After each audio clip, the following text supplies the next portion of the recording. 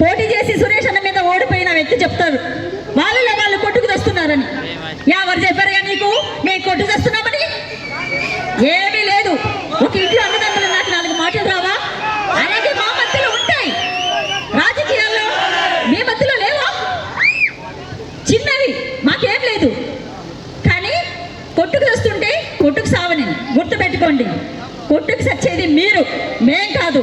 తెలుగుదేశం అంటే ఒక కుటుంబం, తెలుగుదేశం అంటే ఒక క్రమశిక్షణ, తెలుగుదేశం అంటే ఒక రామచంద్రుని పాలన. మా నాయకుడు మాకు అలా నేర్పించలేదు. మా నాయకుడు ఎందుకు క్రమశిక్షణ చెప్తారో తెలుసా? అసలు మీకు క్రమశిక్షణ ఉందా అని అడుగుతా ఉన్నా. ఆడవాళ్ళని మాట్లాడటం, ఆడవాళ్ళని బూతులు తిట్టడం, వాళ్ళ వ్యక్తిగత విషయాలు దూషించడం, ఇదా రాజకీయం అంటే? ఇదా నాయకత్వం అంటే? నాయకత్వం అంటే ఎలా ఉండాలి? చంద్రబాబు నాయుడు గారిని చూసుకుని నేర్చుకోవాలి. శ్రీ నారా చంద్రబాబు నాయుడు గారికి నిండు 100 ఏళ్ళు ఆయు ఆరోగ్య ఐశ్వర్యాలతో అఖండ విజయాలతో మళ్ళీ మళ్ళీ నవర ఇది గెలుస్తాడంట. ముందు ఇల్లు గెలవాలి, ఇంట గెలిచి రచ్చ గెలుసమన్నారు.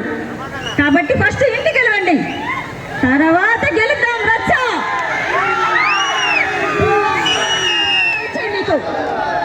ఏంటి కారణం? ఎక్కడుంది లోపం? మీలో ఉంది సార్, ఈ నాయకుల్లో ఉంది లోపం. మా నాయకుల్లో లేదు. నన్ను అవమానిస్తున్నప్పుడు, కింద కామెంట్లు పెడుతున్నప్పుడు ఒక స్త్రీ ఎంత బాధపడుతుందో మీ ఇళ్ళల్లో ఆడవాళ్ళకి తెలుసా అని అడుగుతా ఉన్నా. ఎన్ని కామెంట్లు పెట్టారు? నా భర్తకి నేను భోజనం తినిపిస్తుంటే ఆ దాన్ని కూడా వెయ్యిగా కామెంట్ చేశారు. ఆ వ్యక్తి ఎవరో నాకు తెలియదు, కానీ రే అబ్బాయి, నీకు స్టేజ్ మీద చెప్తున్నా, అమ్మ లేదా నీకు? చెల్లి లేదా నీకు? అవునులే, మీ ముఖ్యమంత్రి, మీ మాజీ ముఖ్యమంత్రి వర్యులు జగనన్న మీరు మీ చెల్లెల్ని భయంకరమైన బూతులు తిడుతుంటే మీరేం చేయలేకపోయారు. మీ మాతృమూర్తిని పంపించేశారు. కానీ మా చంద్రబాబు నాయుడు గారు అలా లేరు. సీతమ్మ లాంటి happy birthday CBN sir.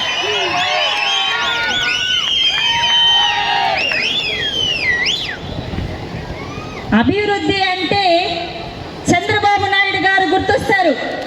Chandrababu Naidu గారు అంటే అభివృద్ధి గుర్తొస్తుంది. అలాంటి అభివృద్ధి మన ఆంధ్రప్రదేశ్కి చేశారు అంటే అమరావతి రాజధానిగా తీసుకురావడమే ప్రధానమైన సాక్ష్యం. ఎన్నో అభివృద్ధి కార్యక్రమాలు చేశారు వారు. మరి ఇలాంటి ఇన్ని అభివృద్ధి కార్యక్రమాలు కళ్ళ ముందుంటే ఎందుకు ఆయనకు విమర్శలు ఎందుకు చేస్తారు? విమర్శ చేయకూడదు.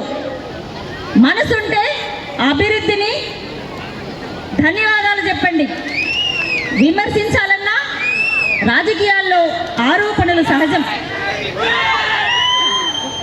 నింగి నుంచి నేలకు దిగి వచ్చిన రోజు, అమరావతికి ఒక అపురూపం పుట్టిన రోజు.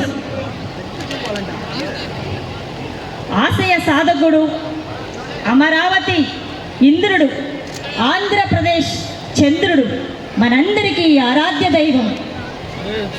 5 కోట్ల ఆంధ్రుల భవిష్యత్తు ప్రదాత, తెలుగు జాతి ఎన్ని కావాలంటే అన్ని చేశారు. కానీ ప్రభుత్వం వస్తుంది అనగానే ముద్దగా గొర్రె పిల్లల సంఖ్యలో పెట్టుకుని వచ్చిన వాళ్ళు, మెళ్ళు కండులు వేసుకుని వచ్చిన వాళ్ళు సంతోషం. మీరు తెలుగుదేశంలోకి రావడం చాలా సంతోషం. కానీ మార్పు తేవాలనుకున్న వ్యక్తి మీద ఉదయగిరి నియోజకవర్గంలో చంద్రశేఖర్ రెడ్డి ఏమీ చేయలేదా? అన్న, తమ్ముడు, బావ అంటూ మీకు ఎన్ని చేశారు? తెలుగుదేశంలో ఉన్న వాళ్ళు కూడా సాయం చేశారు. ఆయన సాయం చేయని వారు ఎవరైనా ఉన్నారా? అందరికీ చేశారు. తను మాత్రం ఒంటరిగా మిగిలిపోయారు. ఆస్తులన్నీ లాక్కున్నారు అన్నదమ్ములు. ఆస్తులు ఇచ్చామన్నారు. శేఖర్ రెడ్డి గారికి ఏమీ లేకుండా చేశారు. కారణం శాంతమ్మ అంట. ఏం చేసిందండి శాంతమ్మ? శేఖర్ రెడ్డి గారిని ప్రాణాపాయ పరిస్థితుల్లో కాపాడుకున్నాను. మీరు వదిలేస్తే నేను కళ్ళెత్తుకొని కాపాడాను. అలాంటి చంద్రశేఖర్ రెడ్డి గురించి ఎన్నెన్నో నిర్ణయాలు తీసుకున్నారు. ఈ పొద్దు యావత్ ఆంధ్రప్రదేశ్ కూడా మార్పు రావాలని మిమ్మల్ని 11 సీట్లకి పాలు చేసింది. ఇది తెలుసుకోవాలి మీరు. మీకు 11